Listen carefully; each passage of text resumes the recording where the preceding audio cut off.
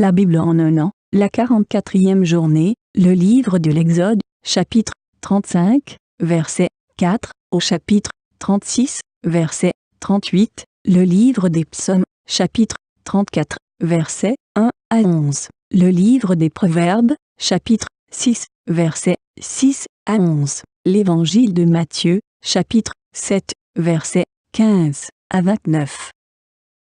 Exode, chapitre 35. Moïse parla à toute l'assemblée des enfants d'Israël et dit : Voici ce que l'Éternel a ordonné. Prenez sur ce qui vous appartient une offrande pour l'Éternel.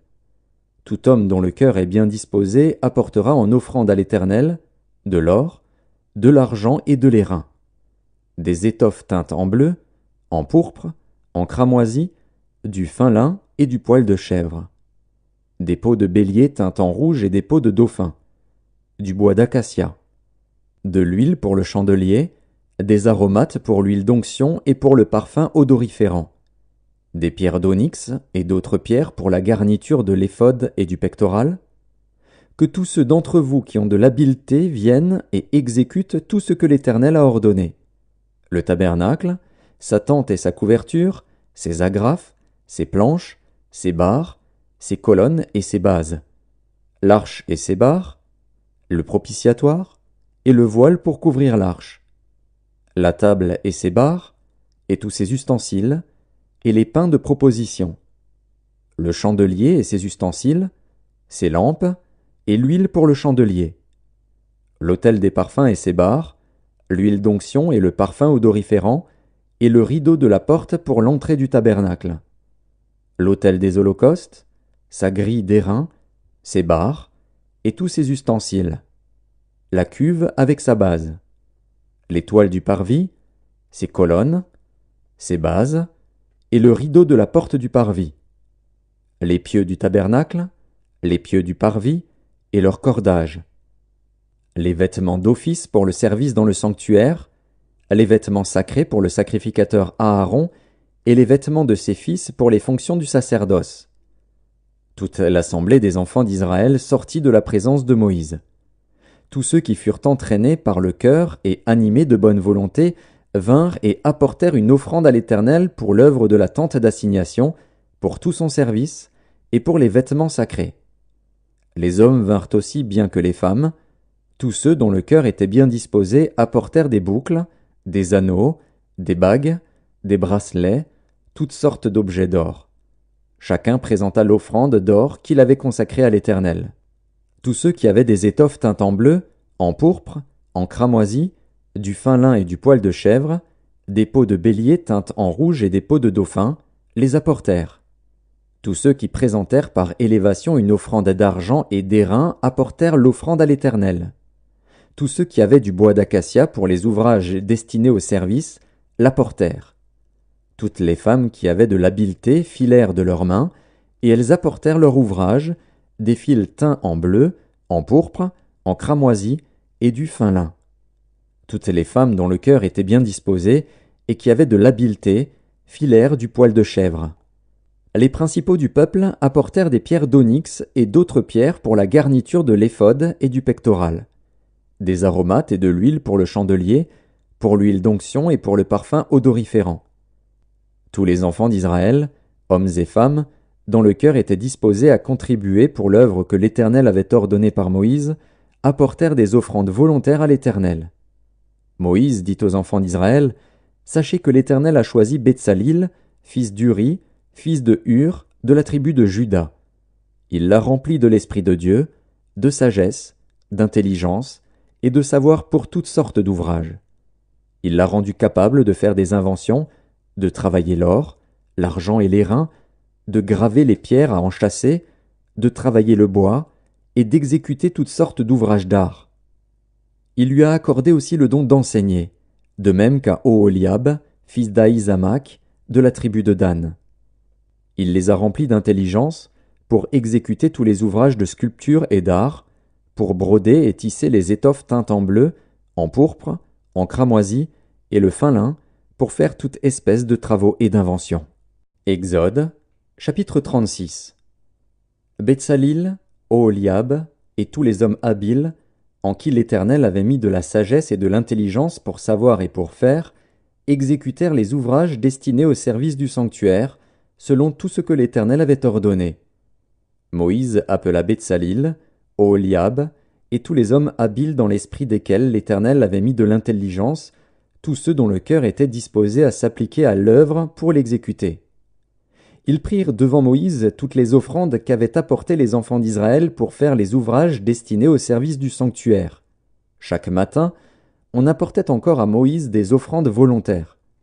Alors tous les hommes habiles, occupés à tous les travaux du sanctuaire, quittèrent chacun l'ouvrage qu'ils faisaient, et vinrent dire à Moïse : « Le peuple apporte beaucoup plus qu'il ne faut pour exécuter les ouvrages que l'Éternel a ordonné de faire. » Moïse fit publier dans le camp que personne, homme ou femme, ne s'occupa plus d'offrandes pour le sanctuaire. On empêcha ainsi le peuple d'en apporter. Les objets préparés suffisaient, et au-delà, pour tous les ouvrages à faire. Tous les hommes habiles, qui travaillèrent à l'œuvre, firent le tabernacle avec 10 tapis de fin lin retors et de fil bleu, pourpre et cramoisi. On y représenta des chérubins artistement travaillés. La longueur d'un tapis était de 28 coudées, et la largeur d'un tapis était de 4 coudées. La mesure était la même pour tous les tapis. 5 de ces tapis furent joints ensemble. Les 5 autres furent aussi joints ensemble. On fit des lacets bleus au bord du tapis terminant le premier assemblage. On fit de même au bord du tapis terminant le second assemblage. On mit 50 lacets au premier tapis, et l'on mit 50 lacets au bord du tapis terminant le second assemblage. Ces lacets se correspondaient les uns aux autres. On fit 50 agrafes d'or, et l'on joignit les tapis l'un à l'autre avec les agrafes. Et le tabernacle forma un tout. On fit des tapis de poil de chèvre, pour servir de tente sur le tabernacle. On fit 11 de ces tapis. La longueur d'un tapis était de 30 coudées, et la largeur d'un tapis était de 4 coudées. La mesure était la même pour les 11 tapis. On joignit séparément 5 de ces tapis, et les 6 autres séparément. On mit 50 lacets au bord du tapis terminant un assemblage, et l'on mit 50 lacets au bord du tapis du second assemblage. On fit 50 agrafes d'airain pour assembler la tente, afin qu'elle formât un tout. On fit pour la tente une couverture de peau de bélier teinte en rouge, et une couverture de peau de dauphin, qui devait être mise par-dessus. On fit les planches pour le tabernacle, elles étaient de bois d'acacia, placées debout. La longueur d'une planche était de 10 coudées, et la largeur d'une planche était d'1 coudée et demie. Il y avait pour chaque planche 2 tenons, joints l'un à l'autre. L'on fit de même pour toutes les planches du tabernacle. On fit 20 planches pour le tabernacle, du côté du midi. On mit 40 bases d'argent sous les 20 planches, 2 bases sous chaque planche pour ces 2 tenons. On fit 20 planches pour le second côté du tabernacle, le côté du nord, et leurs 40 bases d'argent, 2 bases sous chaque planche. On fit 6 planches pour le fond du tabernacle, du côté de l'occident. On fit 2 planches pour les angles du tabernacle dans le fond. Elles étaient doubles depuis le bas et bien liées à leur sommet par un anneau. On fit de même pour toutes aux 2 angles. Il y avait ainsi 8 planches, avec leurs bases d'argent, soit 16 bases, 2 bases sous chaque planche. On fit 5 barres de bois d'acacia pour les planches de l'un des côtés du tabernacle, 5 barres pour les planches du second côté du tabernacle, et 5 barres pour les planches du côté du tabernacle formant le fond vers l'occident. On fit la barre du milieu pour traverser les planches d'une extrémité à l'autre. On couvrit d'or les planches, et l'on fit d'or leurs anneaux pour recevoir les barres, et l'on couvrit d'or les barres. On fit le voile de fil bleu, pourpre et cramoisi, et de fin lin retors. On le fit artistement travaillé, et l'on y représenta des chérubins. On fit pour lui 4 colonnes d'acacia, et on les couvrit d'or. Elles avaient des crochets d'or, et l'on fondit pour elles 4 bases d'argent. On fit pour l'entrée de la tente un rideau de fil bleu, pourpre et cramoisi, et de fin lin retors. C'était un ouvrage de broderie. On fit ces 5 colonnes et leurs crochets, et l'on couvrit d'or leurs chapiteaux et leurs tringles. Leurs 5 bases étaient d'airain.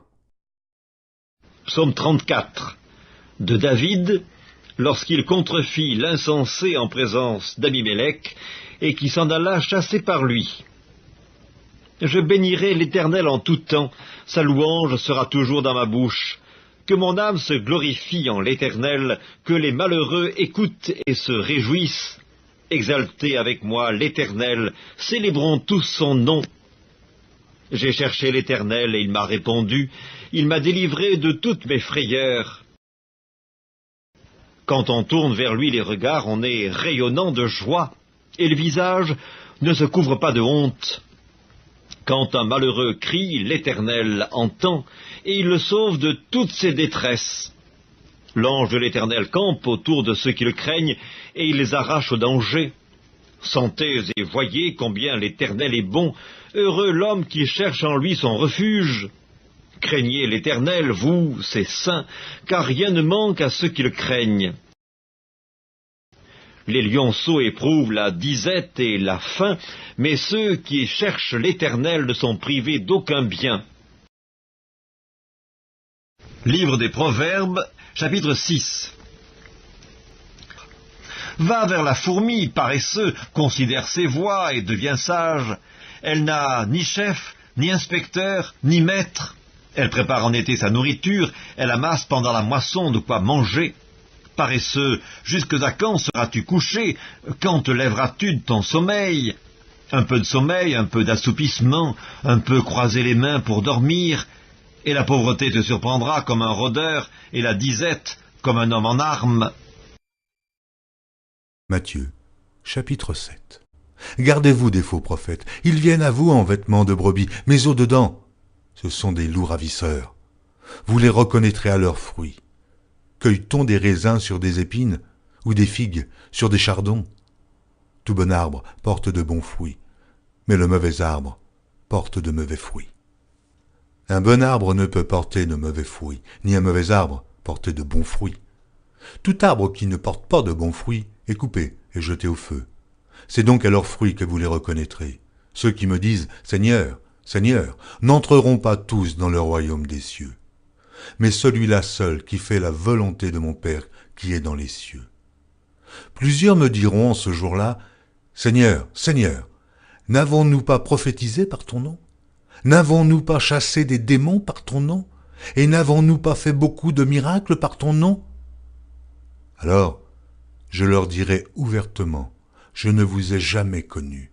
Retirez-vous de moi, vous qui commettez l'iniquité. C'est pourquoi, quiconque entend ces paroles que je dis et les met en pratique sera semblable à un homme prudent qui a bâti sa maison sur le roc. La pluie est tombée, les torrents sont venus, les vents ont soufflé et se sont jetés contre cette maison. Elle n'est point tombée, parce qu'elle était fondée sur le roc. Mais quiconque entend ces paroles que je dis et ne les met pas en pratique sera semblable à un homme insensé qui a bâti sa maison sur le sable. La pluie est tombée, les torrents sont venus, les vents ont soufflé et ont battu cette maison. Elle est tombée, et sa ruine a été grande. Après que Jésus eut achevé ses discours, la foule fut frappée de sa doctrine, car il enseignait comme ayant autorité, et non pas comme leurs scribes.